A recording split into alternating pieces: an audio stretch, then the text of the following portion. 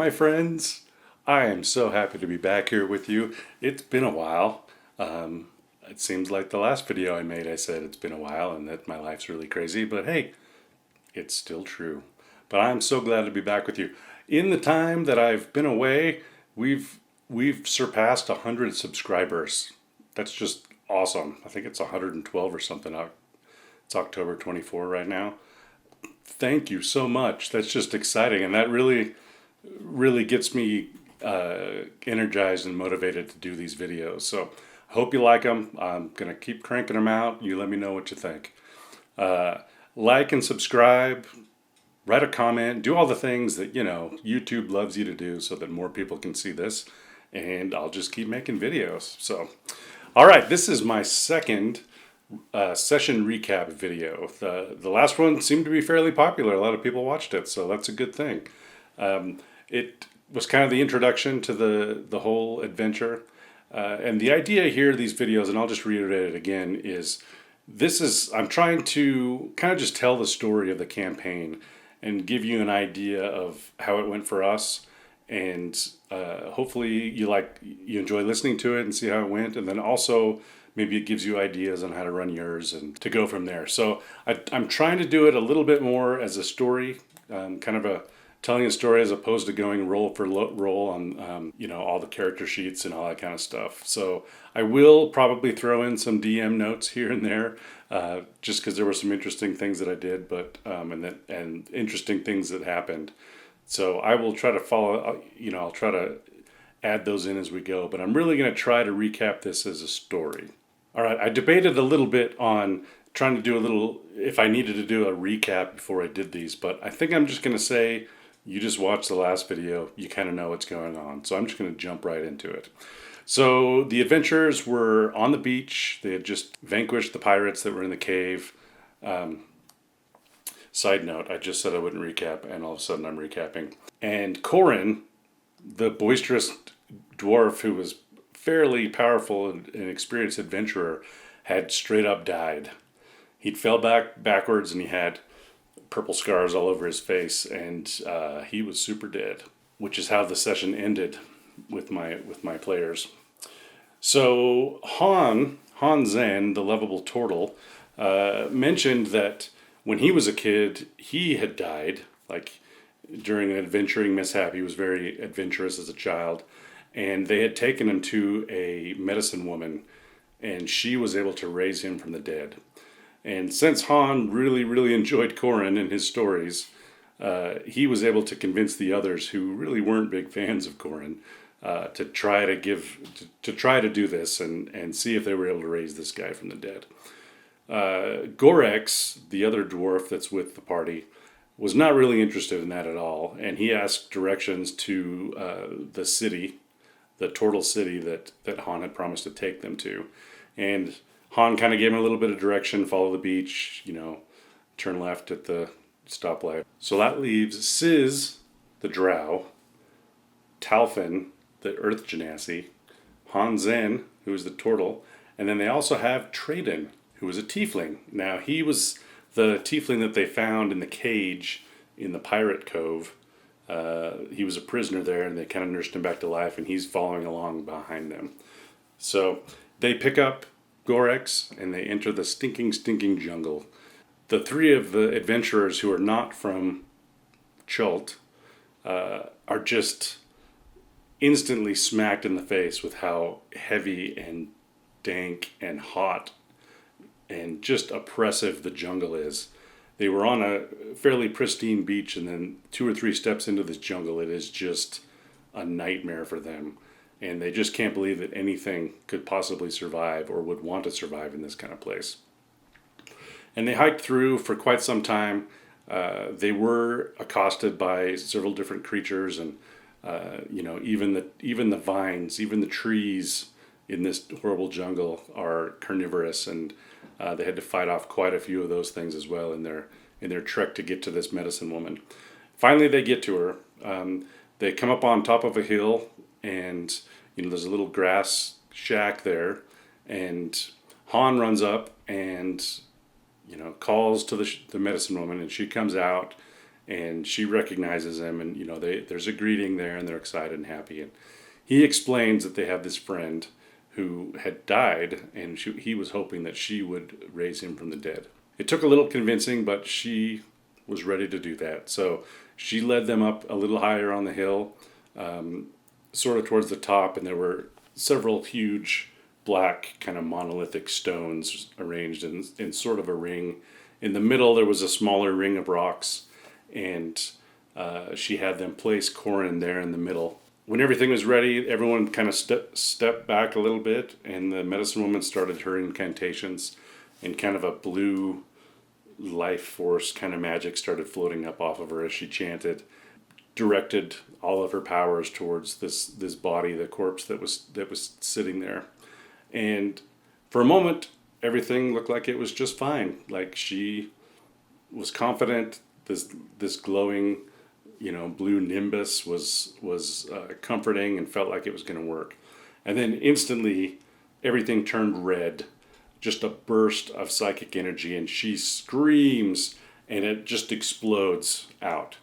And all of the party fly, get thrown back several feet onto the ground. They look back up, and once they kind of shake their head out, they walk over, and this medicine woman is just laying on the ground, just mumbling to herself in a panic. In a panic, her eyes are wide, and finally, after a few minutes, when she finally gets back her senses, she says, "It is forbidden. It is forbidden. My gods will not allow me to do what is impossible.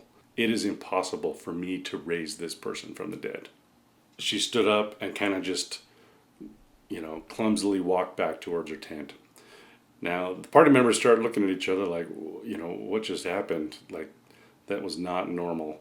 Han was very, he was fretting quite a bit, and he was visibly emotional that this new friend of his wasn't going to be able to be raised from the dead. And so he walked over and really didn't get much more out of the medicine woman other than it was forbidden. Her gods had told her that it was forbidden for her to do that. Even though she'd done it so many times in the past. One of the things that Han had brought with him besides Corin was the rough wooden chest that he had saved from the pirate, that it was his treasure. And in parting with the medicine woman, he said, "Will you please take care of this treasure for me?"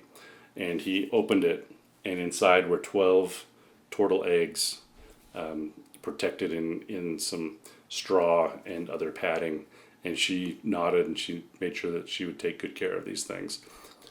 They left the medicine woman, went back down to the beach, followed the beach on for about a day to reach the tortle town of Ahoyhoy.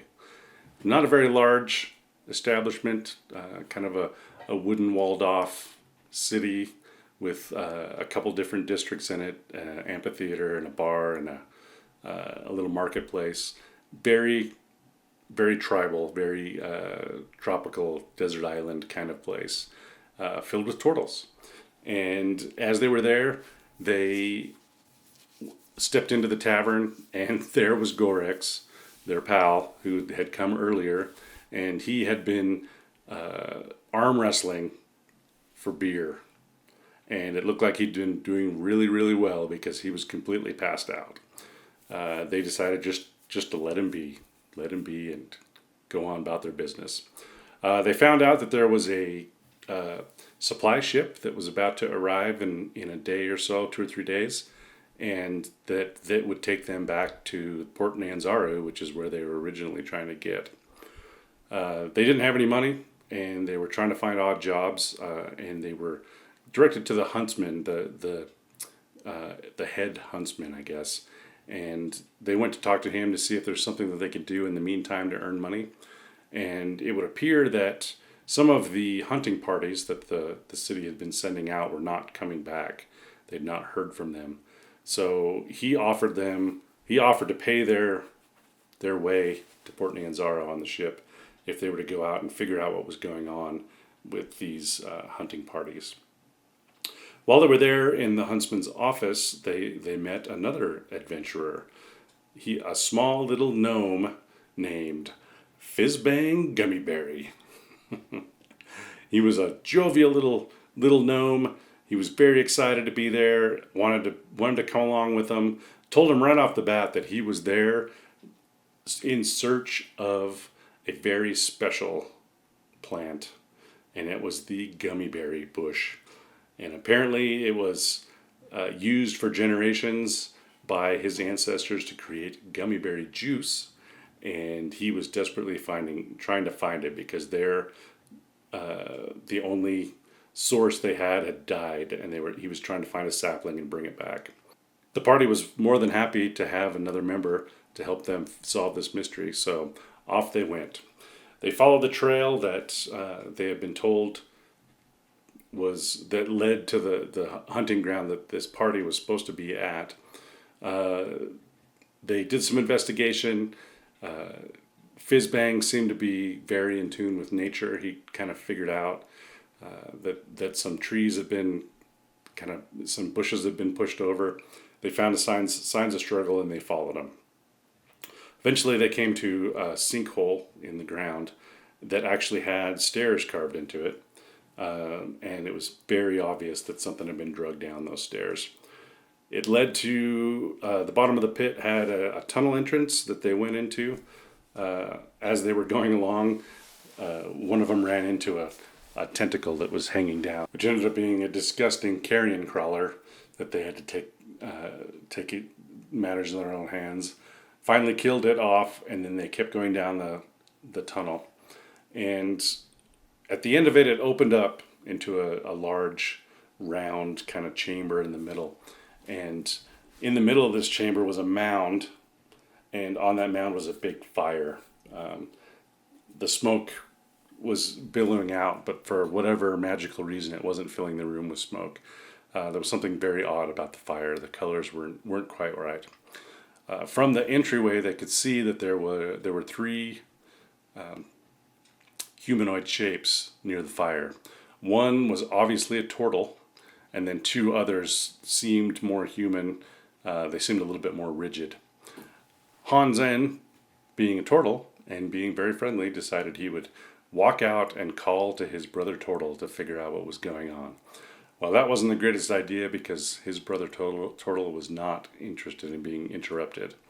He snapped his fingers, and the two other figures that were by him turned around and marched down towards them. They were suits of armor, and they walked very robotically and hovered a little bit magically. A big fight ensued. They had a lot of trouble hitting these suits of armor. They were very, very well protected, and they didn't seem to tire out at all. The enemies just kept coming. Now Talfen, being a little sneaky, was able to sneak around in the shadows around to the back side of the mound, where he found three turtles that were chained up and looked pretty worse for wear. So from there, he started flinging his knives at the turtle that was up at the bonfire. Eventually, they were able to knock down the two suits of armor and focus on the turtle. Several arrows and knives and a few magic bolts later, it was obvious that the turtle was spent, and he turned himself towards the fire and he yelled, "Feed on my corpse," and he jumped into the fire. The fire turns green, turns blue, turns back to orange-yellow, and out of the flames crawls a zombie T-Rex. Now, when they came into the room, it was obvious that the turtle that was near the fire was throwing things into the fire to make it change colors, and it had been deer carcasses. Obviously, this is where the hunters had been. This is where the deer was. This is what they had to feed the fire with. So he'd been throwing these deer carcasses into the fire. So as the zombie T-Rex reared up and stepped out of the fire, his mouth opened up and he just began to engorge deer zombies. So parts of these, falling apart, half chewed up deer carcasses start falling to the ground and animating and coming after the party. And they started to surround it. They started to figure out how they were going to outflank it. Han ran in with his glaive fearlessly. Traden used all the magic he could, laid down spike growth, laid down all kinds of things, and Fizzbang transformed, wild-shaped, into a wolf and ran and started attacking. So from every angle, they finally were able to vanquish this zombie T-Rex, and it fell to the ground. From there, they released the 3 tortles that had been captured, and everything, they got back together and they got back to camp. The whole time, Han was just beside himself that a brother tortle would do such horrible things and that would capture his own brethren and would try to kill him. One of the great things about this campaign is my player who played Hon Zen. His name's Sterling, and he every week I would write a recap of what we had done, and he decided that his character would also write a recap, and he would write it in Han's voice. We just used to love reading it because, you know, my recaps were very matter of fact and sort of told in a narrative as much as I could.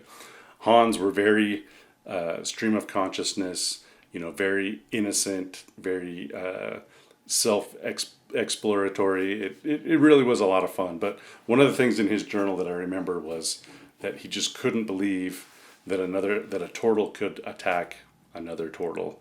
And with that, he decided that he didn't really understand the world, and he needed to understand the world. So he would give into his wanderlust and follow this party wherever it went. Once they got back to the town, Ahoyhoy, they got their reward. Everyone was very happy that they brought the hunting party back, none the worse for wear. They waited a few days. They went and grabbed Gorex out of the tavern and jumped on the ship when it arrived. And that was the end of the episode. DM note, this was all homebrew. This is stuff that I kind of came up with just to, again, I wanted to get them to Tortle Land, right? I wanted to get them to the Snout of Ogmar. So I had to come up with 2 or 3 different little vignettes here to justify having come down here. I really wanted a Tortle in the party because I just thought they were so cool, and kind of worked with Sterling, the player, to kind of nudge him a little bit into choosing a Tortle for the campaign. I think he really liked it, and it was really a lot of fun. So at this point, at the end of session 2, the core party that would go through this whole campaign, the majority of this campaign, was solidified. We had Czyzz, Drow Ranger. We had Talfen, the genasi fighter, knife thrower. Hon Zen, the tortle barbarian. Traden, who was a cleric. And then Gorex, also a cleric, but of the dwarven variety. Thank you very much for watching this. That's episode 2, Dead is Dead. Join us again for episode 3 where the plot thickens. Again, thank you so much for all my subscribers. Again, I'm humbled that there's so many people that click that button and want to hear more. Please like this video. Please watch as much of it as you can. Write me a comment. Do all the things that makes Facebook happy. Or not Facebook, makes YouTube happy. You can do whatever makes Facebook happy too. But YouTube happy makes me happy. We're all happy. We'll talk to you later. Rock on.